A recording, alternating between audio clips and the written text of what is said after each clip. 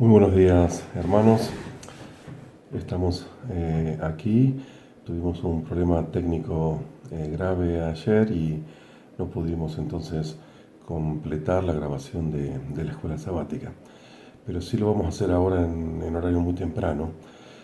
Voy a coordinar de alguna manera lo que nuestros hermanos, ancianos de diferentes iglesias que le hemos pedido, nos han enviado, repasando un poco la temática de la lección.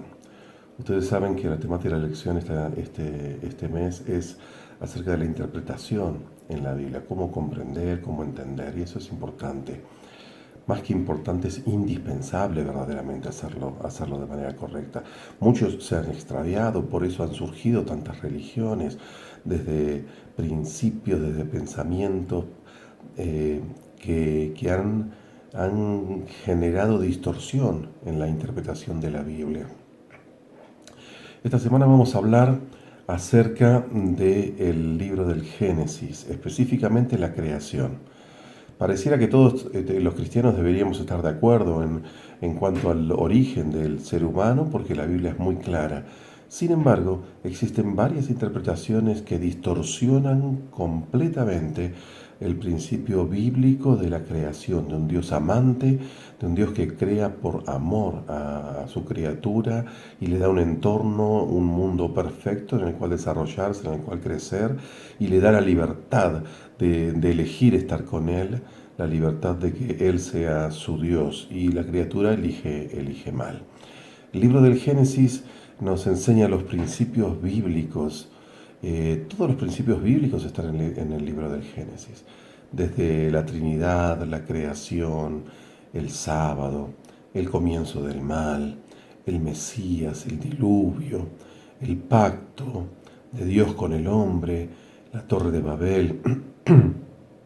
El carácter de Dios se ve manifestado en la historia del libro Génesis, el matrimonio inclusive. Entonces el Génesis es muy valioso, no es un libro apenas de una historia que creemos, no, es un libro que si nosotros no aceptamos lo que el Génesis nos presenta desde el principio, entonces distorsionamos la Biblia por completo, distorsionamos nuestra relación con Dios por completo, por lo tanto distorsionamos la religión. No tiene sentido que yo crea en un Dios que va a rehacer la humanidad, el mundo, que va a venir por segunda vez, que va a destruir todo lo malo y que va a reconstruir este mundo, sino creo que primero también lo construyó. Así que vamos a ir viendo paso por paso los temas que la lección nos presenta en este sentido. En primer lugar, vamos a pedirle a Rodolfo. Rodolfo, ¿qué verdades nos enseña de la Biblia importantes el libro, la historia de la creación? Génesis capítulo 1. Si me acompañan a buscar en el libro de Génesis, el capítulo 1 y el primer versículo de la Biblia, relata así: en el principio creó Dios los cielos y la tierra. ¿Qué verdades encontramos aquí en un simple versículo?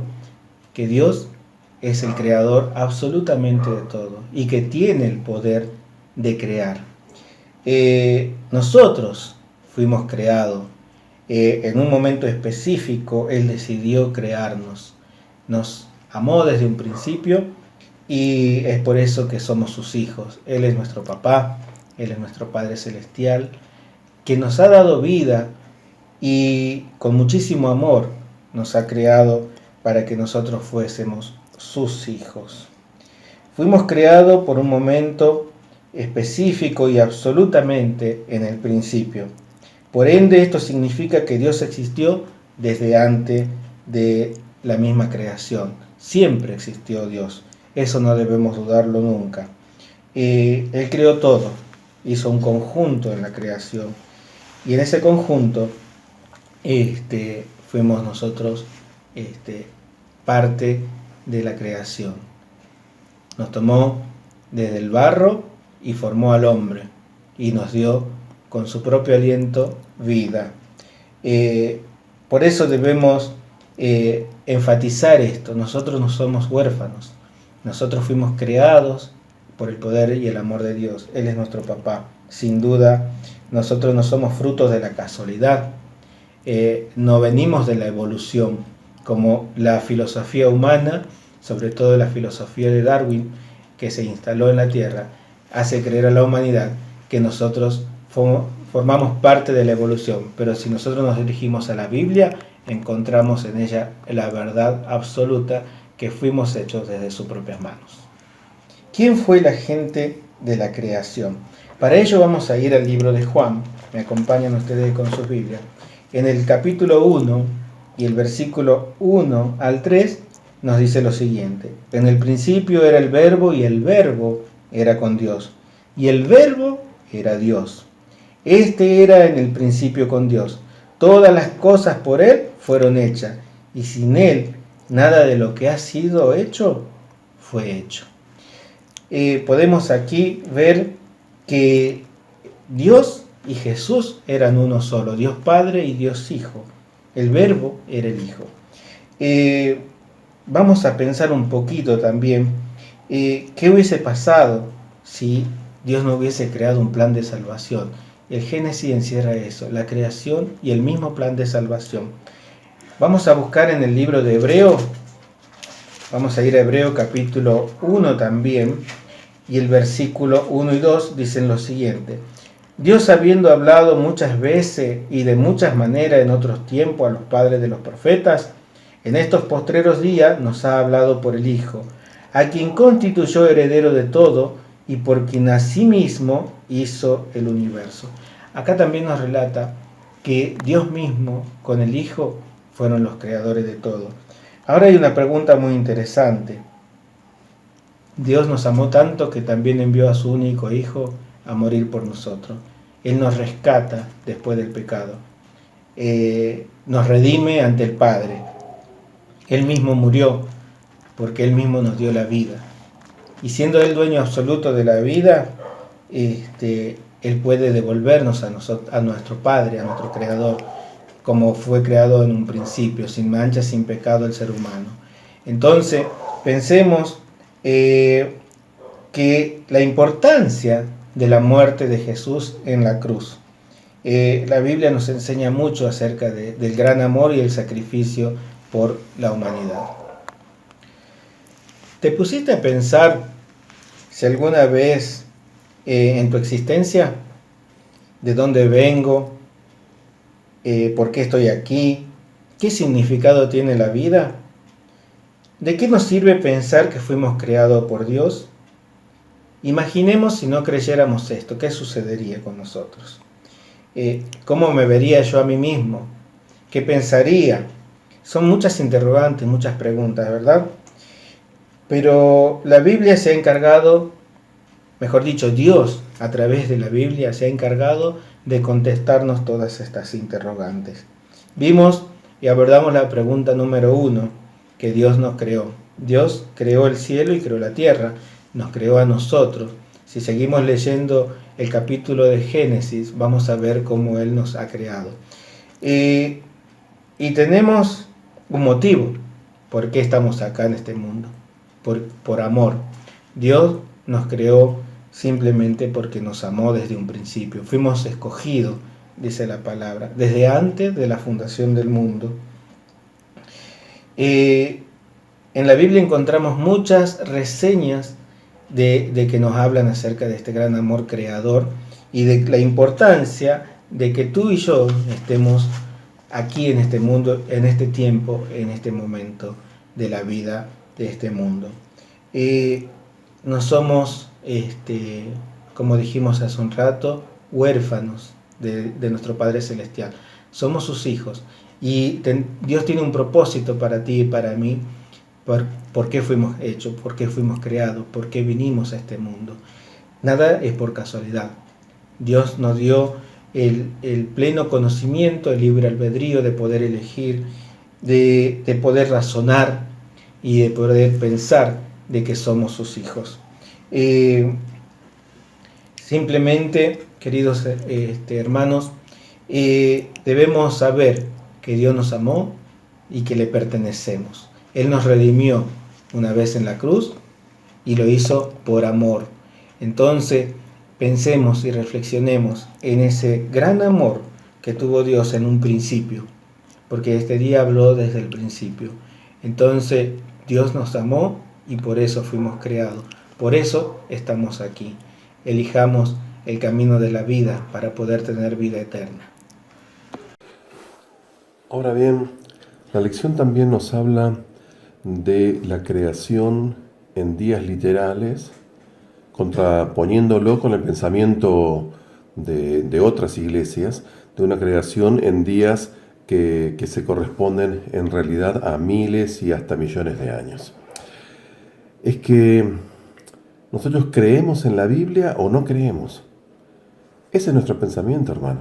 Nosotros tomamos a la Biblia de forma literal y no extraemos nada de lo que ella nos presenta, no arrancamos ninguna página, ninguna hoja, ningún pensamiento pensamos que esto que no es inspirado por Dios, sino que tomamos a la Biblia como lo dice 1 Timoteo 3:16, dice que toda la Biblia es inspirada por Dios. Nosotros tomamos a toda la Biblia entonces. Cuando surge la teoría de la evolución a través de Darwin, muchos cristianos se ven deslumbrados por esa teoría e intentan luego unir las dos teorías. La teoría de la creación, que para nosotros está confirmado, pero para muchos no, con la teoría de la evolución.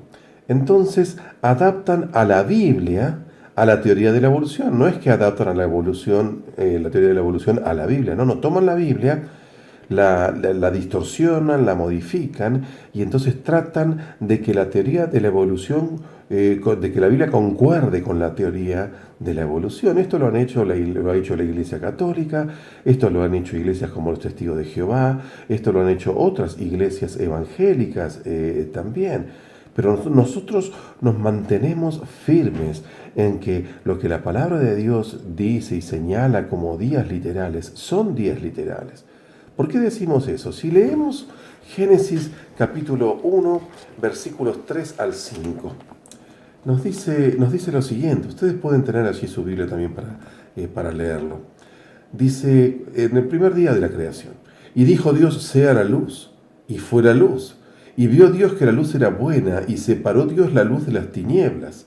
Y llamó Dios a la luz día, y a la tinieblas llamó noche, y fue la tarde y la mañana de un día. Entonces, el primer día aparece en la acción creadora de Dios en ese primer día. Y se lo señala como un día, primer día. La palabra hebrea es shom, no importa.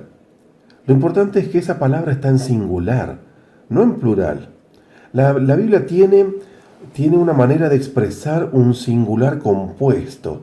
Y es el singular cuando dice Jehová nuestro Dios, Jehová uno es. Es un singular que está compuesto de muchos otros singulares, por así decirlo, dentro de su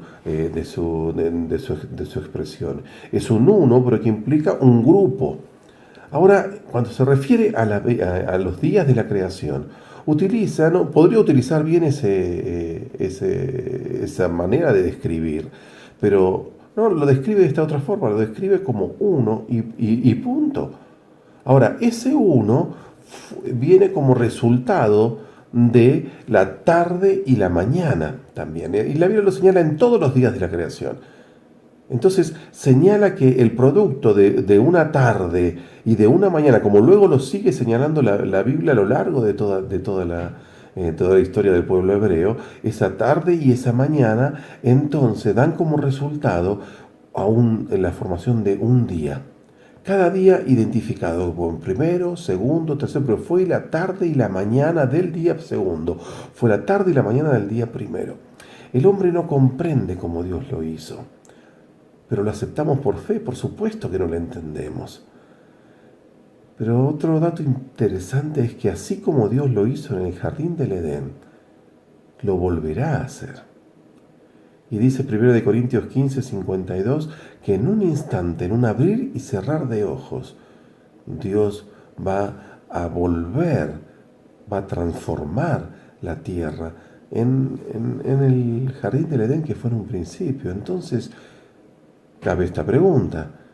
Si creemos que fue la evolución, el método que utilizó Dios para crear a la humanidad y al mundo, para recrearlo, va a necesitar de lo mismo.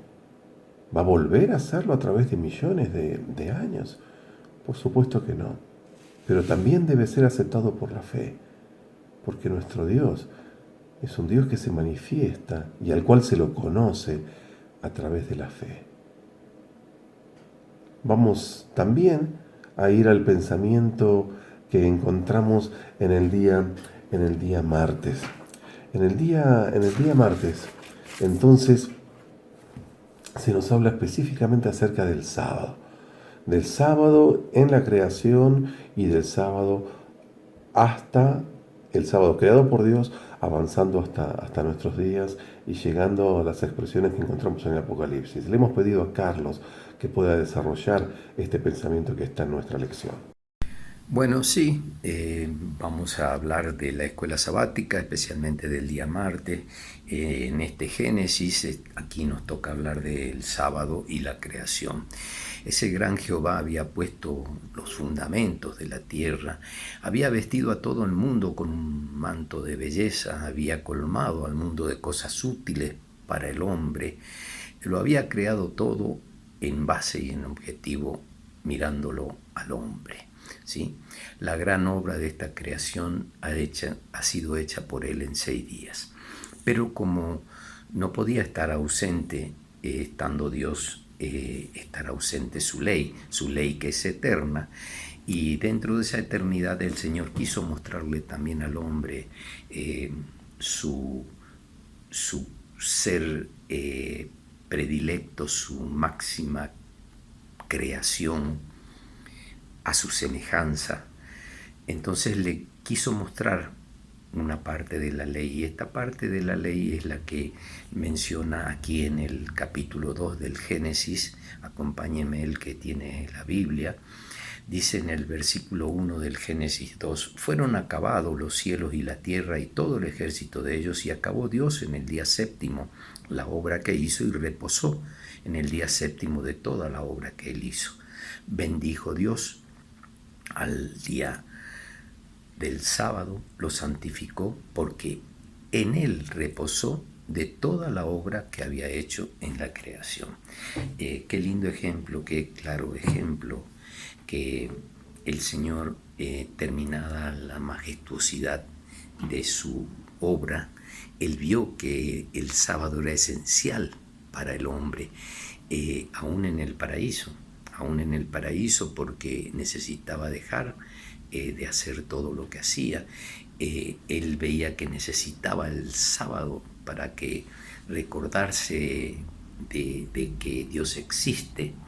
Nosotros deberíamos tener esta prioridad, esta bendición del Señor en este día santo, sábado, que Él bendijo y santificó según el versículo 3, y también es parte de su ley. Acompáñenme al capítulo 20 de Éxodo 20, y van a ver cómo también muestra la parte creadora, a Dios creador en ese mandamiento, del cuarto mandamiento estoy hablando, capítulo 20 de Éxodo, versículo 11, dice: porque en 6 días hizo Jehová los cielos. Ahí está hablando de la creación.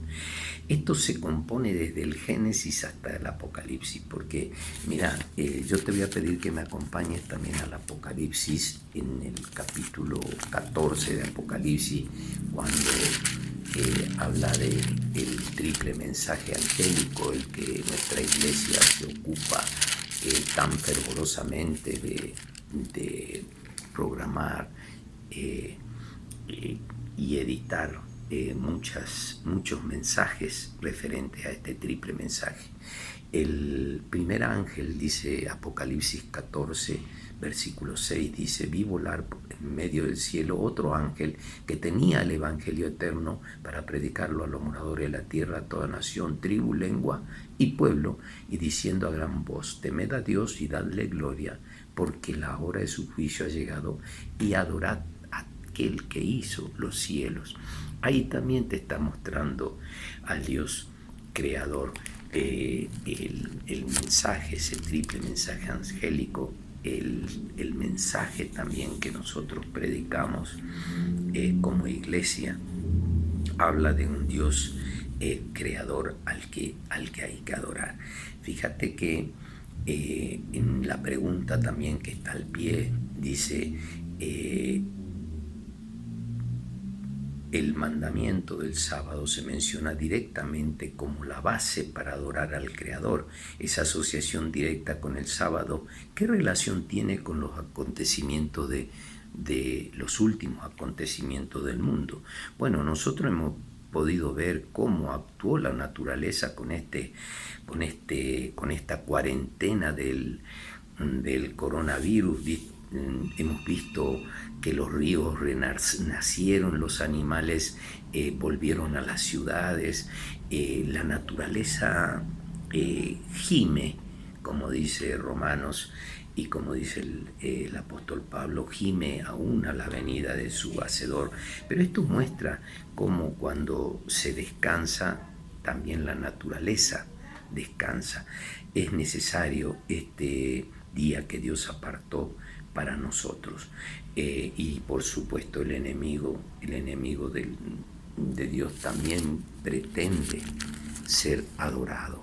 Fíjate que en el libro de Mateo capítulo 4 versículo 9, cuando la tentación de Jesús fue tentado allá en el desierto por Satanás, el versículo 9 del capítulo 4 de Mateo dice, y le dijo, todo esto te daré si postrado me adorares. Fíjate qué importancia que tiene la adoración. Me viene a la mente un versículo que finaliza la Biblia en el capítulo 22 de Apocalipsis, allá cuando Juan se quería postrar adelante del ángel. Fíjate cómo su creación verdadera, los verdaderos adoradores de Dios, que nosotros tenemos que incluirnos dentro de ellos, a lo único que se adora es a Dios. Fíjate, capítulo 22 de Apocalipsis, dice el versículo 8, yo Juan soy el que oyó y vio estas cosas, y después que hube oído y visto, me postré para adorar a los pies del ángel que me mostraba estas cosas. Pero el ángel me dijo, mira, no lo hagas, porque yo soy consiervo tuyo y de tus hermanos, y los profetas, a los que guardan la palabra de este libro. Adora a Dios. Es decir, toda la creación en sí muestra a quién hay que adorar, y es a Dios. Y este sábado de la creación fue hecho para eso, para que lo adoremos a Él. Y Él lo bendijo y lo santificó, y lo que Dios bendijo y santificó, el hombre no puede anular. Ese sería el mensaje. Muchísimas gracias, Carlos.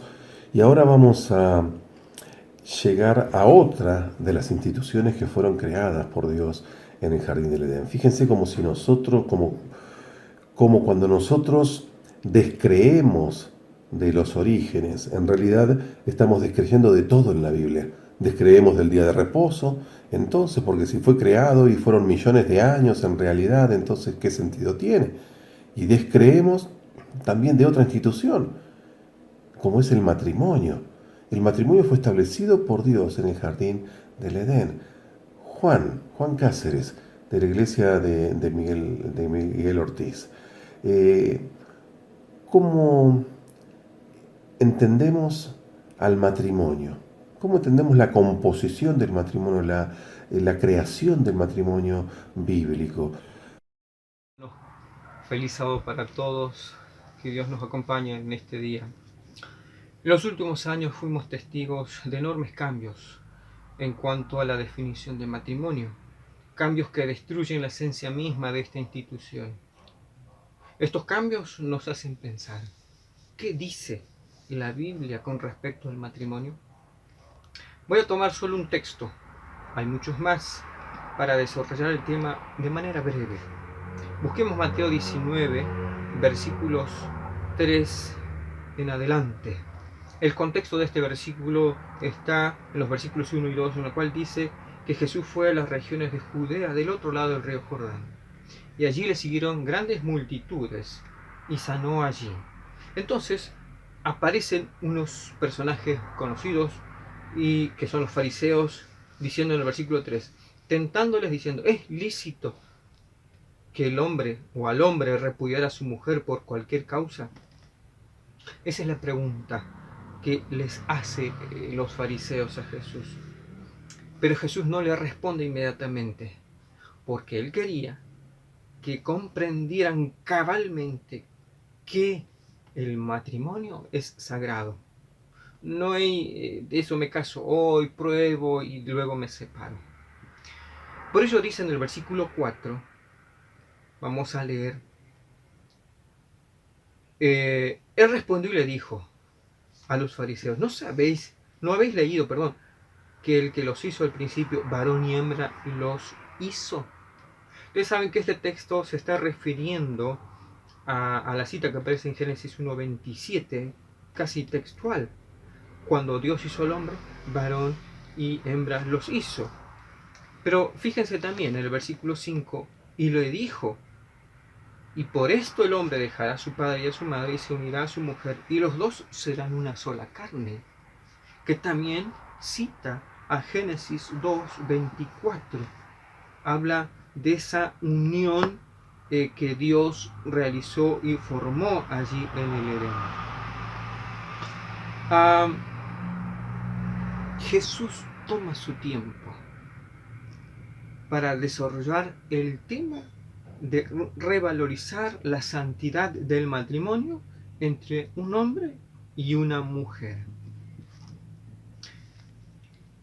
Bien, hermanos, a la luz de los textos que acabamos de leer, que Jesús citó, ¿qué nos quiere decir entonces? ¿Qué es lo que dice respecto al matrimonio?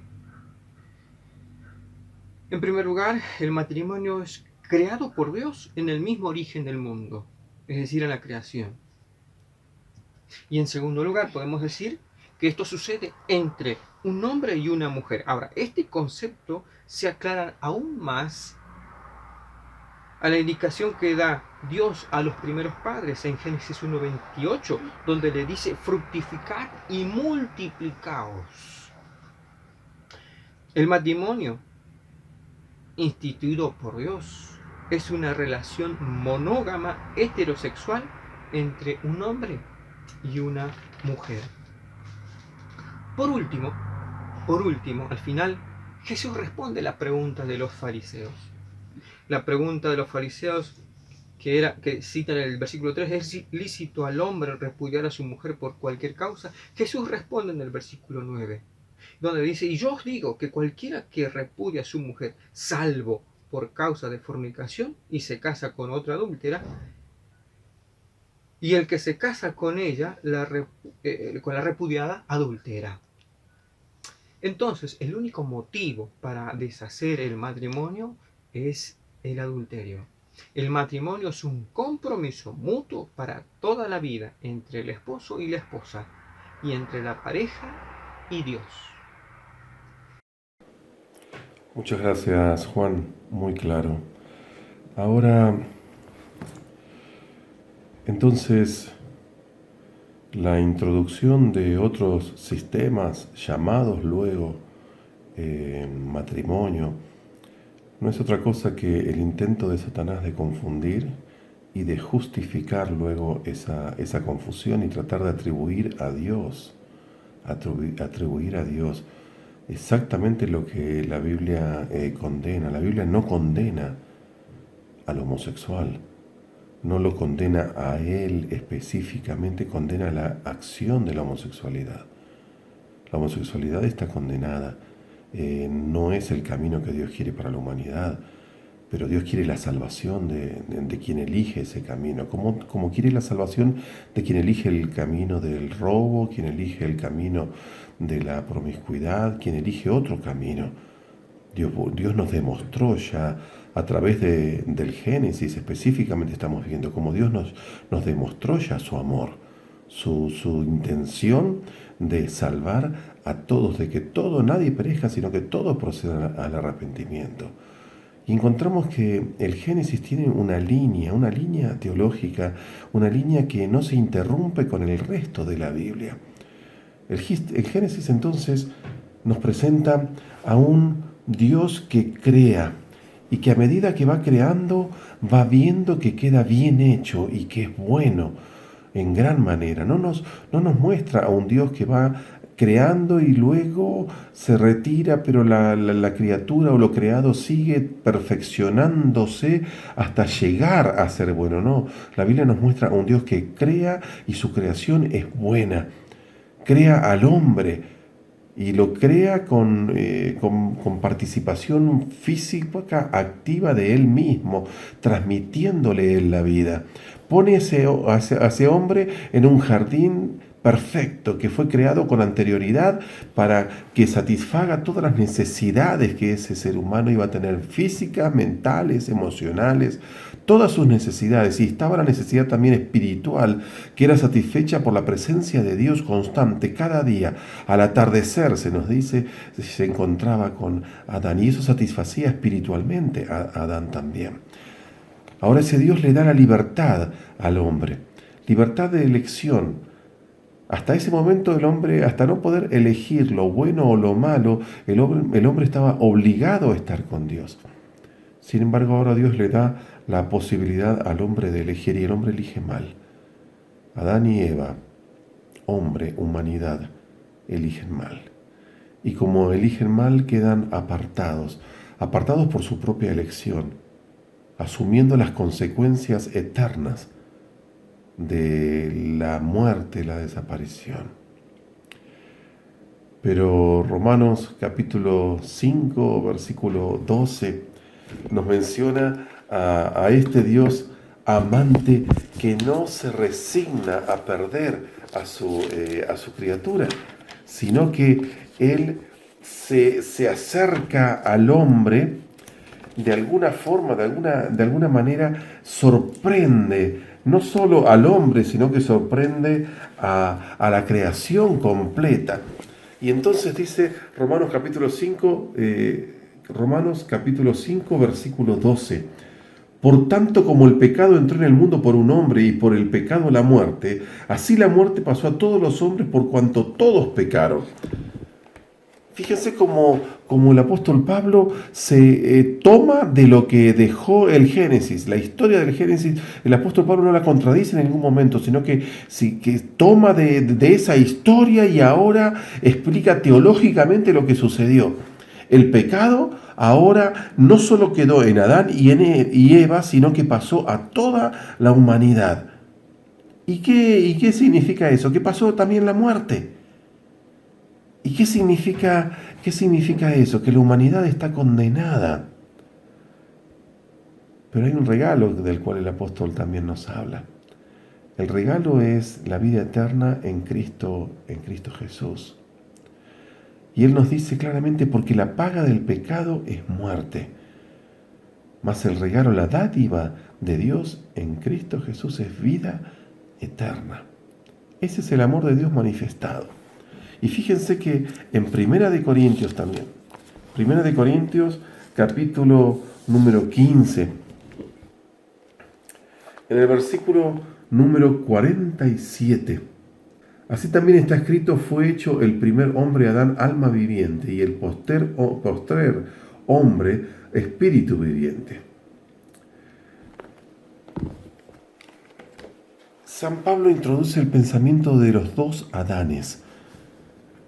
Y así como por el primer Adán entró la muerte, así por el segundo Adán, que representa a Cristo Jesús en el pensamiento de Pablo, entra la vida, la posibilidad de vida eterna. Pero todo esto es una unidad que nace en el Génesis, en un Dios que crea a la criatura se aleja de Dios, un Dios que viene a morir para pagar las consecuencias de la elección de su criatura y la restauración y el colocar de vuelta a su criatura en el lugar del cual nunca habría podido debido salir. Ese es el Dios, ese es nuestro Dios maravilloso. Ahora el hombre busca entender en primer lugar. Pero estas cosas no las debemos entender, no las debemos creer, aceptar. Porque Satanás lo que busca es que vayas a distorsionar toda la creación y desde la creación distorsionar luego el amor de Dios. Porque ¿qué clase de Dios sería si utiliza la evolución para crear a sus criaturas? ¿Qué clase de Dios sería si utiliza los principios darwinianos de la supervivencia del más apto? La evolución utiliza la muerte como manera, como forma, como manera de perfeccionar a las criaturas. En el pensamiento de evolución ese es el concepto. El más apto sobrevive y los otros mueren.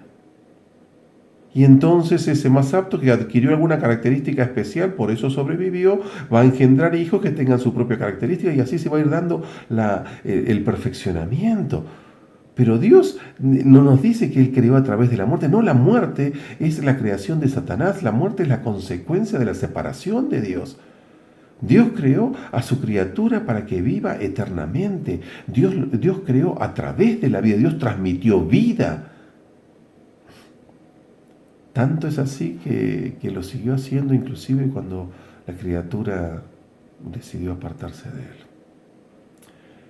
Hermanos, mucha gente muy inteligente se ha apartado de Dios. Se han extraviado creyendo que iban a ir por caminos mejores. Y el Señor los ha buscado, pero no los ha querido obligar. Yo tengo una cita que estaba buscando aquí y que quiero terminar leyendo para ustedes, si me permiten. Las mentes más sobresalientes, si no son guiadas por la palabra de Dios, quedan desconcertadas en sus intentos de investigar la relación entre la ciencia y la revelación. El Creador y sus obras están más allá de sus entendimientos, y porque ellas no pueden ser explicadas por las leyes naturales, declaran entonces que la historia bíblica no es digna de fe. Testimonios, tomo 1, tomo 8, página 269. ¿Cuál es tu pensamiento? ¿Crees en un Dios creador? Yo lo creo así. Creo en un Dios que me hizo por amor y me permitió vivir por amor. Por lo tanto, creo en un Dios que sigue interesado en mí y que sigue interesado en que yo sea feliz aquí y en la vida eterna. Que Dios nos ayude a captar y aceptar su amor, que es mucho mayor, que lo entendemos como mucho mayor al amor que podríamos entender si creyéramos en un Dios que utiliza la evolución, la muerte para ir perfeccionando al ser humano. Vamos a inclinar nuestro rostro, vamos a orar. Amoroso Dios, te damos gracias porque tú nos has hecho comprender a través de tu palabra que no somos el fruto de la casualidad ni somos el fruto de la evolución, sino que somos el fruto de un Dios que por amor nos creó. Gracias, Señor, por todo lo que has hecho y gracias porque aun cuando nos alejamos de ti, cuando nos separamos, cuando creamos ese abismo entre tú y nosotros, tú estuviste dispuesto a venir, padecer y darnos la oportunidad de volver a elegir la salvación. Oh Dios, no somos nada, pero todo lo que valemos lo valemos porque tú nos das ese valor.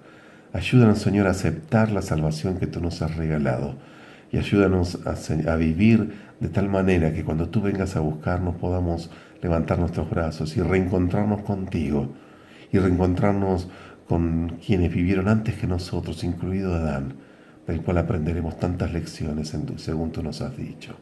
Bendícenos, acompáñanos durante esta semana que está también comenzando y permítenos seguir profundizando y estudiando y comprendiendo tu amor y la creación a través de la cual tú eres el único que nos ha hecho.